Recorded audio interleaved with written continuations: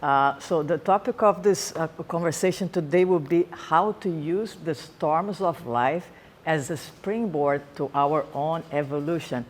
And I'm hoping that when I share a little bit of my story and the things that I've learned, that perhaps you can find tools that will help you move through your storms and getting out in the other side better off than you were before. So it was never my intention to come to live here in the United States. I'm originally from Brazil, and when I was really young, I was really passionate about sports. So I decided to join the local diving team, and I love the sport so much that I will be always the first one in the pool. I'll be the last one to leave. Sometimes I'll go to the pool on Sunday, and my coach say, no, you got to go someplace else. Don't come to the pool on Sunday, go to the beach, because I was so passionate about the sport. And I think because of my passion and devotion to the sports, I was given the opportunity to come to the United States to train. I received a full athletic scholarship at the University of Miami, and I was able to represent Brazil in 2 Olympic Games. Now, shortly after my diving career came to an end, I experienced one of the biggest storms of my life up to that point, and I was not prepared. So I actually felt like, when life put the rug under your feet, you're about to fall, and you have no place to hold on to, and you just go into panic attack. And it all started when the engine of my car blew up, and I didn't have money to replace my car or replace the engine or buy a new car. So I had to call my job at a time, and I say, no, I have to give up the job because I don't have a ways to get there. And on top of that, I had just submitted my application to renew my visa here in the US by mail, and somehow my application got lost. So I was temporarily without a car. I was temporarily illegal. I have very little money in the bank. And because I am from a different country, I had no support system. So I grew up on the bubble, like you follow your passion, you do your sport, everything else is taken care of, you don't have to worry about anything. And all of a sudden, I found myself with no support, not knowing how to handle the situation, and feeling like I was going to fall and I had no place to hold on to. So I started experiencing this deep and profound anxiety that almost felt like a panic attack. So one day I decided to go to the beach. I was just learning about spirituality and the importance of meditation. So I thought maybe I'll go to the beach and I'll try to meditate to calm down. But I got there and I was so anxious that I could not even calm down in the beach. So I started crying and pleading for the universe. This is too much. I have no idea how to handle. Please help me. And I remember on my way back home, I decided to grab a newspaper to look for a job. And instead I found this advertisement of a spiritual healing center offering free spiritual healing sessions. So I got super excited. I called them up. Is it for free? Yes, for free. It's like, oh my God, I'm going to be there. So I show up the next day. I was the first one in the center. And when I experienced the session, it's only about 15 minutes. But I experienced this deep and profound sense of peace. And I remember sitting there receiving the healing, looking out at the window, thinking, how can I be at peace right now since my life is like falling apart? I didn't understand how I was experiencing that peace, but I liked it so much that I decided to go to the center every day. And I was the first one there, and I was the last one to leave. And when I realized by being at peace in the midst of the storm, it was extremely helpful.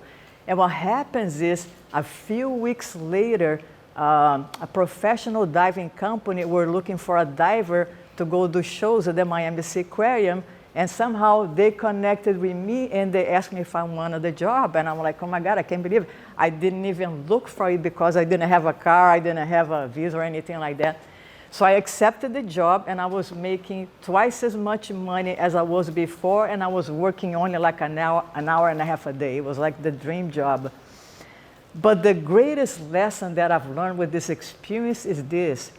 If we can find peace in the midst of the storm, it's like finding the eye of the storm, that peace that we experience inside of us has the capacity to calm the storms on our behalf. So we are not the one doing it. The inner peace has that power to calm on our behalf. Now, just because I've learned that important lesson, it didn't mean that I was not going to face more storms in my life. I've had to face many storms like all of you. But with each storm, I've learned a new lesson. And one of the most important lessons that I've learned with the storms of my life is this. Heaven or hell are but two different states of mind. And depending upon where I choose to put the focus of my attention at, so will be my experience. So if I have the bad habit or the bad conditioning of looking at what's wrong with my life, what's wrong with my job, what's wrong with the place that I live, what's wrong with the government, if I have the habit of entertaining thoughts about the problems that I have, then I could be in the most beautiful place on earth with the most beautiful people, and yet I'm not going to be happy. I'm not going to experience any measure of fulfillment. So there is a story of this traveler. He was going to move to a different country. So when he got into the country, there was the immigration officer. So he came to the immigration officer and he asked, I'm moving to this country. I have no idea what it's like. Can you tell me a little bit about it? So the officer asked him, so what was it like in the place that you were? And he said, oh my God, it was so bad. People are so unfriendly. I didn't have any friends. People are only out to do whatever it's out for themselves. Nobody supports anybody. I didn't like it at all. So the officer turned to him and said, well, unfortunately, it's going to be the same thing here. So he was like a little disappointed, but he went in anyway. A few days later, another traveler came in with a similar story. Now, moving to this country, I don't know anything about it. Can you tell me a little bit about it? So the officer asked him, what was it like in the place that you were? Oh my God, it was so nice. People are so friendly. I had a lot of friends. Everybody supports each other. It was so beautiful. So the officer told him, well, it's going to be the same thing here. So the key point here is wherever we go, we bring our state of mind, which will determine what kind of experience that we are going to have. Now, many of us, including myself in the past, were tempted to believe that when things out there change, when I have a better job, when my spouse begins to behave the way I wanted that person to behave, when I have more money in the bank, when I win the lottery, when the government changes, then I'm going to be peaceful. Then I'm going to be joyous.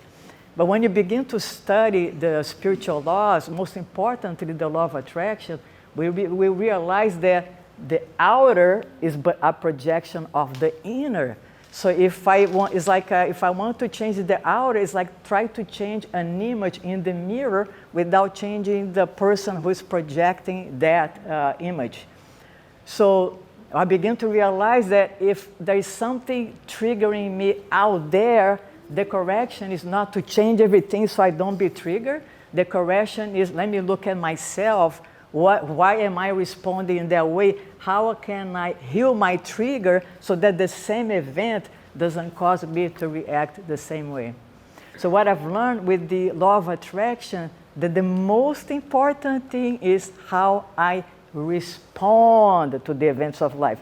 If I continue to respond the same way, if something bad happens and I get bitter and I get resented and I begin to feel victimized by the circumstances, I'm going to be vibrating so low, and the universe, being a vibrational universe, is going to pick up on that vibration and attract more of the same event into my life. And I remember the founder of the spiritual center that I went, when he was in the process of developing himself spiritually, he began to practice seeing the storms of life as a blessing in disguise. So whenever something would happen to him, he would practice, this is happening for me, not to me. There is a blessing in disguise here, and I'm going to look for the opportunity. So because that was his attitude towards the storms of life, whatever the attitude was the reflection. So the events also turned out to be blessings in disguise in his own life. So when I began to learn about the law of attraction, I was so excited, but then I realized Understanding it intellectually and being able to demonstrate it in our lives is a completely different story. And I begin to realize that the reason is this. Most of our reaction comes from our subconsciousness. Now, in our mind, 90% is subconsciousness and about 10% is conscious. So a lot of our reaction and a lot of our response to the events of life comes from past conditioning, past traumas. So it's like trying to switch the Titanic is going that way. Now I want the Titanic to go in this way. It just doesn't happen overnight. So I like to give the illustration about our subconsciousness like it is this container in which for decades we have been filling the container with specific type of water. I'm going to say the dark water, meaning like limiting beliefs, limiting conditions, our attitude. I have this attitude that I'm always resented, I'm always ringing. So we begin to fill that container with this dark water. Now, when you introduce to a new belief or a new teaching, it's like you begin to pour crystal clear water in that container.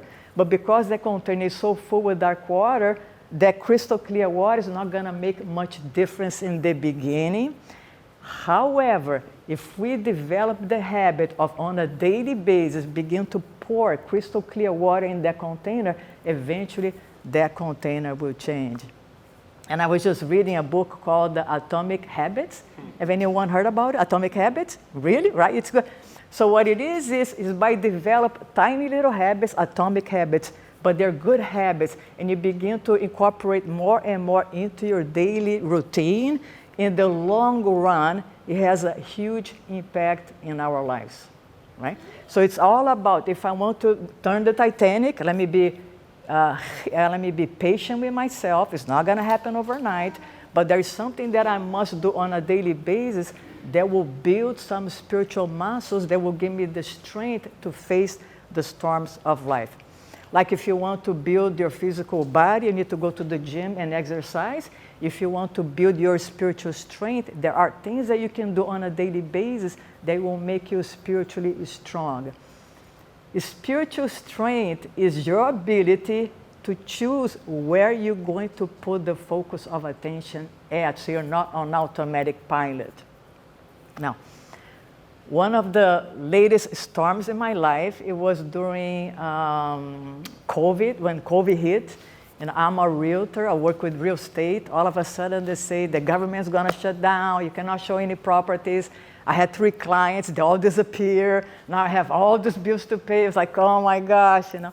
And I remember walking in the back of my house, and I was so anxious. And I was looking up, and I saw this bird, you know, flying high. And I thought, oh my God, I wish I was this bird right now. He's, you know, he's not experiencing what I am experiencing right now, which is I'm extremely anxious because I don't know what's going to happen. And that's when I finally made the determination to make the practice of mindfulness and meditation like on a daily basis. Because before it's like, oh yeah, I know in the future I'll meditate, or I just kept postponing it. So because of I felt like my back was up against the wall and I had to do something about it, I realized that the time has come for me to be disciplined.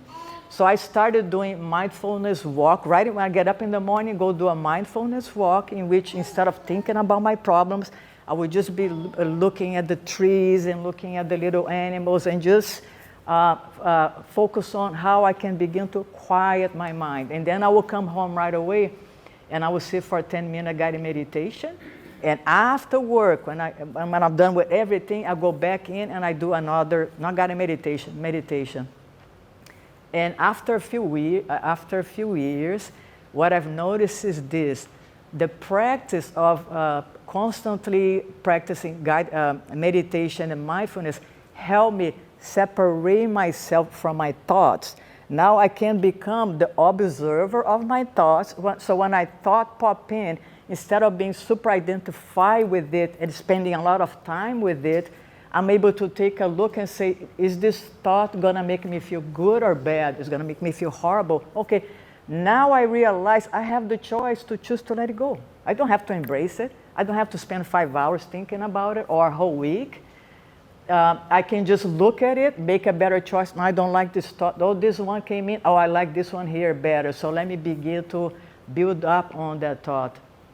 And I learned that from Joe Dispenza. You know, he gets up every day at 5 o'clock in the morning, and he does 2-hour meditation, and he's super disciplined. I was like, oh my God, that's how you begin to see the results.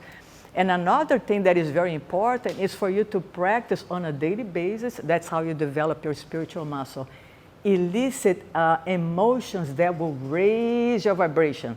So you're not just like a passive observer of life. You begin to consciously learn how to manipulate your vibration. So on a daily basis, you're going to be vibrating high. Therefore, you will begin to attract a new reality in your life. So what I do with myself to be able to practice that, I constantly practicing appreciation for things I used to take for granted. I have a car, I drove over here, oh my God, that's great that I have a car. If it's raining, my car is protecting me. I walk around, I have legs. Oh, that's wonderful that I have legs. A lot of people don't have legs. Or if I'm hanging out with my friends and I feel the love of them, thank you, God, that I have a friend. So I begin to, on a daily basis, practice looking for opportunities to show my appreciation, knowing that by doing so, I'm developing the spiritual muscles of learning how I can manipulate my own vibration. In addition to that, you can come up with affirmations that make you feel good, that make you feel empowered, and begin to recall them. So I have this whole little program that I do to myself, which include, I listen to inspiring talks on YouTube every single day. I pick up, it's amazing the library of teachers that are out there. And what it does, you're like cleaning your subconsciousness and programming it to have different beliefs, especially beliefs about ourselves. Because a lot of us unconsciously may have the perception, I'm not good enough, I'm not worthy, I don't have what it takes, I'm a little too old, I don't have the education, I don't have the green card, I don't have enough money in the bank. So we have been conditioned to program ourselves to have all these limiting beliefs. So when you begin to expose your consciousness to high vibrational content, it's beginning to wash away all these limiting beliefs and perceptions that we have about ourselves. So it's another way, once again, to build spiritual muscles. So when you're faced with the big storm in your life, instead of just reacting like you used to, it's like, wait, let me take a step back. Let me take a deep breath. Breathing is extremely powerful. Let me choose, instead of responding in a conditioned way, can I respond differently?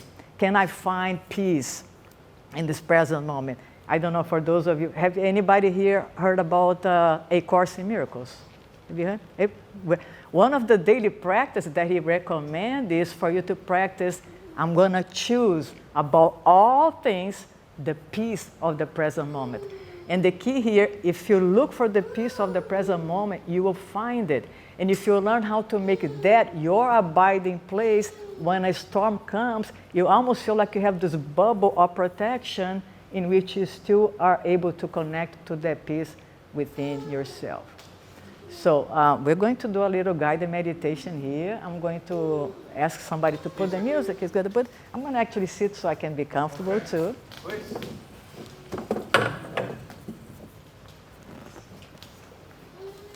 I never prepare for my guided meditation. Whatever comes up, comes up. That's how it has always been. Okay. So somebody's going to put the music. Okay, let me just take a little sip of water.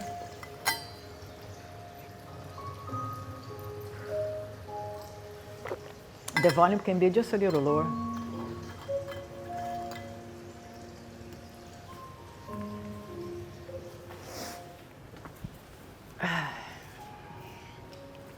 So I encourage you to just close your eyes. Make yourself comfortable in the chair that you're sitting. I'm going to take a deep breath together. Breathe in. Hold it. And breathe out. And as you breathe out, just let go of the future.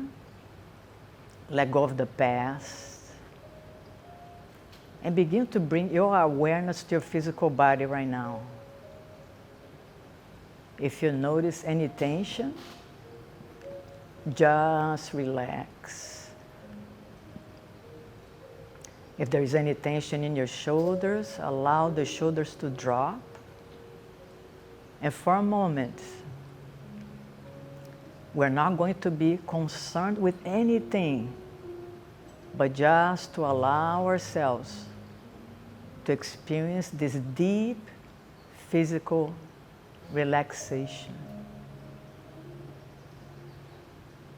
So just bring your awareness to your body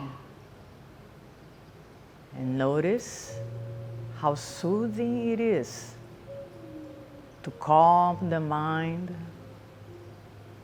to relax the body, and just to be aware of your own breathing.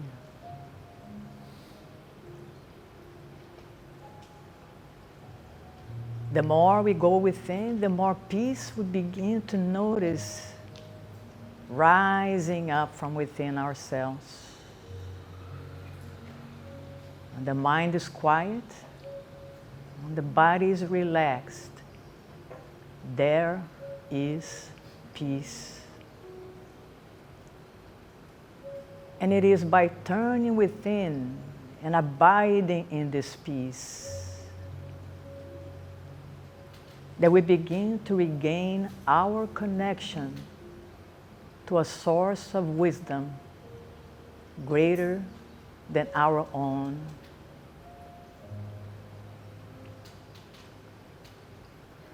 When we train ourselves to make this our spiritual home, we're going to notice new horizons open up before us. We're going to realize that we are not victims of the world that we see, but that we are powerful creators. And that we create by the way we think, by the way we feel, and by the way we vibrate. It has been said that all power under heaven and earth has been given unto us. So we can make this day the day that we claim that power, the day that we feel worthy of being known to be the offspring of the Most High. So I invite you to get in touch with the feeling of being worthy of the good things of life, being worthy of abundance, being worthy of love, being worthy of fulfilling your dreams.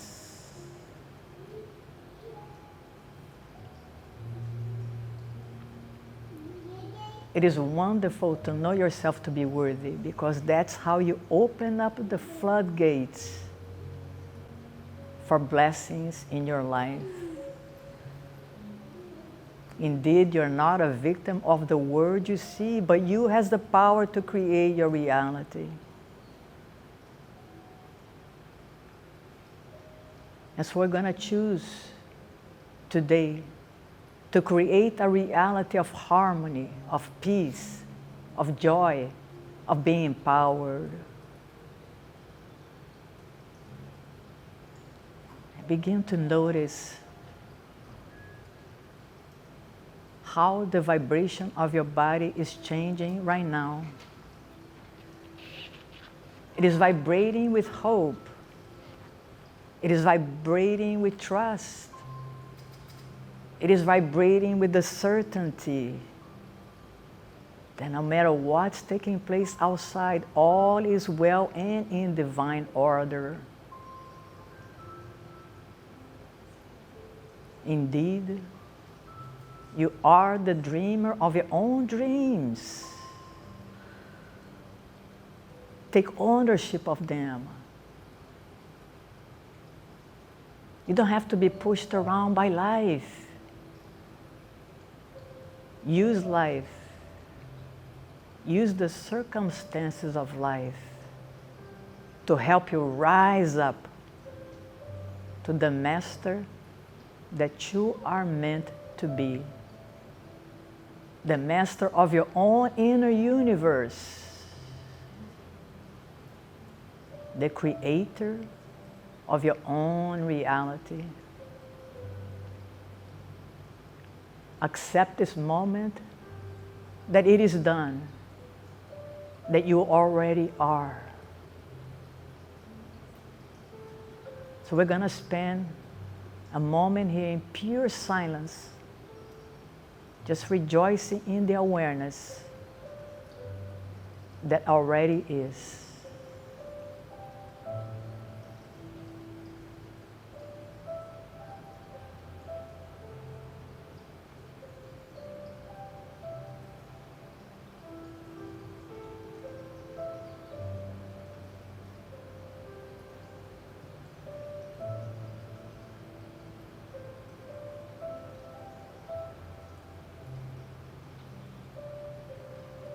Peace is, joy is, love is, abundance is. It already is. And it's yours for the taking.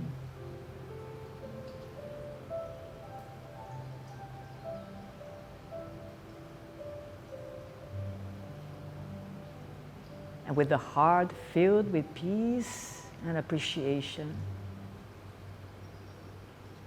I invite you to begin to bring your awareness back to the physical body, back to the awareness of your own breathing, feeling joyous and empowered.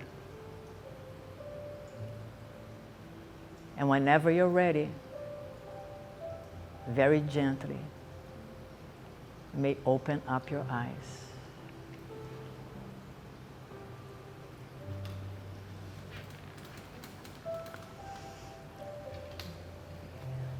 And welcome back. Revisiting that state again and again, they're going to be able to see a major change in your life in the long run. So if you don't have the habit of daily meditation practice, I highly recommend you to do it. And you may begin with just 5 minutes. And if your mind cannot be quiet for 5 minutes, just take like little plunges. I'm going to be quiet for 30 seconds, and then the mind goes up. And then you take another plunge, 30 seconds silence, and then the mind goes up, like take those deep dives within you so that you can begin to get in touch with your own essence, and your own essence is already peaceful and joyous. So you don't need any stimulus from the world outside in order to be peaceful and joyous. It's already part of your own nature. And by taking those deep dives, that your own nature will eventually reveal itself to you, allowing you to feel peaceful and joyous no matter what's going on around you. So you become a master of your own inner universe, and that will have an impact in the circumstances of your life. You can start off with one breath. One breath. This was a YouTube video that we queued up for free. There's countless YouTube videos with guided meditations, with meditation music. Has anybody here ever done Wim Hof breathing? All right, that's like a breathing technique, probably one of the most popular breathing techniques at the moment, that provides different benefits for different people. I, thankfully, with support and working with Chloe, have integrated a lot of these practices into my life during COVID. Starting off with positive affirmations, listening to the motivational videos on YouTube, having a daily meditation and yoga practice. I could never imagine life now without it, and I haven't broken a day since then. So I really appreciate you sharing with the community here, and hopefully you can integrate one, if not multiple, of these practices, and I can guarantee you with the utmost certainty and scientific proven facts that this will enrich your life. So without much further ado, if we have any questions. She answered it. Thank you. I'm just trying to figure out what is the best way to start a practice when your mind gets busy and you can't really focus on the moment. Right. But So I the mind does get busy. We should not fight that and say, oh my God, I did it wrong. I'm gonna beat myself. Don't expect. It's just the practice of taking 30 seconds plunges. And when you begin to integrate that as mindfulness practice in the day, what I usually do is I try to make each action the most important action because it's the action that is taking place in the present moment. So whether it is I'm going to do the dishes, that's a spiritual practice, I'm going to be mindful. I'm going to get the garbage out, I'm going to pick up the garbage, and I'm going to notice on my steps, put the garbage out. So you begin to implement 1 minute mindfulness practice during your routine with the understanding that that will help you build up your spiritual muscles, which is I'm going to choose where I'm going to put the focus of my attention. If I can hold on to that for 1 minute, that it's good enough to begin. And then you create it's like a clouded sky, and when you begin to implement mindfulness, like putting a little hole with the blue light here, a little hole, you can see the sky here. So you begin to make those little holes, eventually the sky is gonna be clear. So the key here is, the action can be the most mundane and unimportant. You give it importance by knowing that this is the action of the present moment. There's no future or past. There's only the present moment. I'm going to give my all attention to what it is that I'm doing, even if I can hold on to that attention only for 1 minute. I'm going to do 1 minute here, 1 minute here, 1 minute here, like poking holes. Eventually, it will begin to become your natural state. Have anyone been familiar with Eckhart Tolle? He spends 80% of the time in that state, which is the state of being. I'm not thinking, I'm just being, So you're like below or above the level of thought, because the thought is what throws you off. So it's like learning, I'm so present that I don't have more thoughts of fear and concern or judgment or resentment. I'm learning how to calm everything down.